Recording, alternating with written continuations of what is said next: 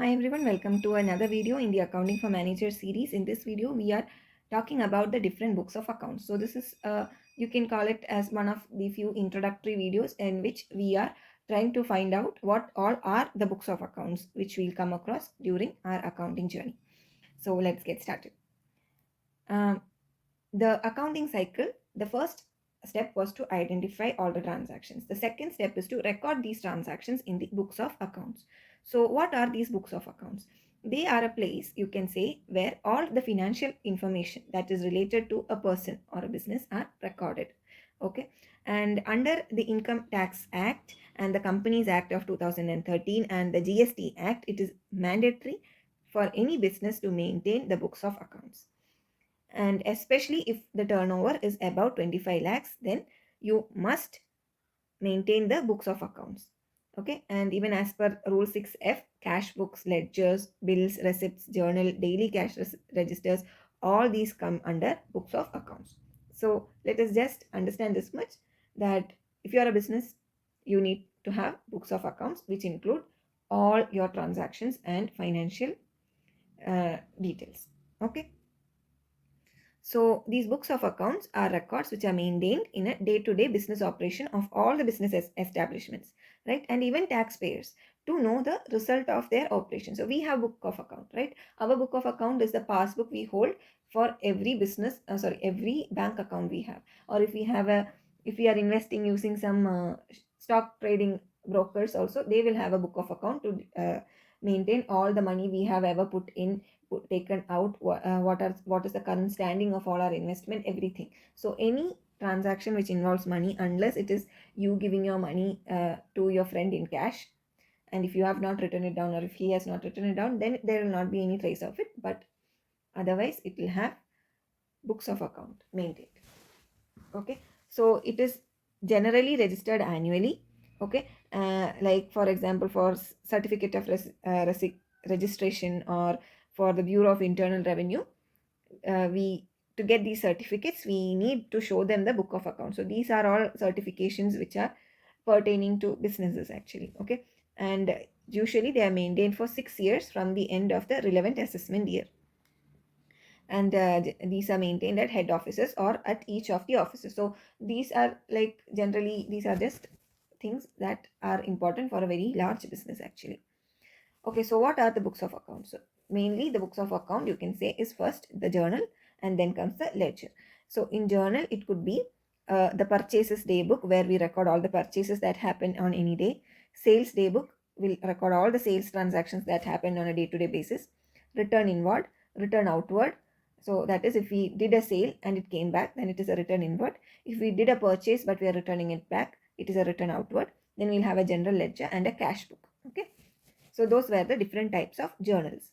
Then ledger, we have again cash book, general ledger, debitors ledger, and creditors ledger. So these are the different types of journals and different types of ledgers which get used in the business. So the minimum requirements for a book of account is, say for example, as like for a business, the minimum they should at least have these many books of accounts. Okay, first they need to have a general ledger which will record business transactions as it happens, all types, return inward, outward, purchase, sale, whatever it is, everything will be recorded in your journal. Next is the general ledger, which summarizes the journal entries and their ending balances. So all different types of accounts will have summaries in the general ledger. Okay, then cash receipt will record the cash sales or receivables. Cash disbursement will record the cash payments of payables or expenses. Okay, so cash receipt is will record all the cash we got. Okay, and cash disbursement is all the physical cash, actual physical cash notes which we gave.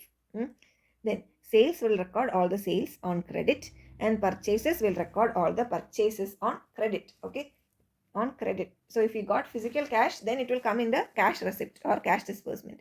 But if you got it on credit, then it will come in the sales or purchases. Okay, so these books of accounts can be mainly of three types. It could be manual, that is journal or ledger, where recordings are done manually. It could be computerized, where all these transactions will be journalized or ledgerized by an accounting program like Tally, and there are a lot of softwares available right now.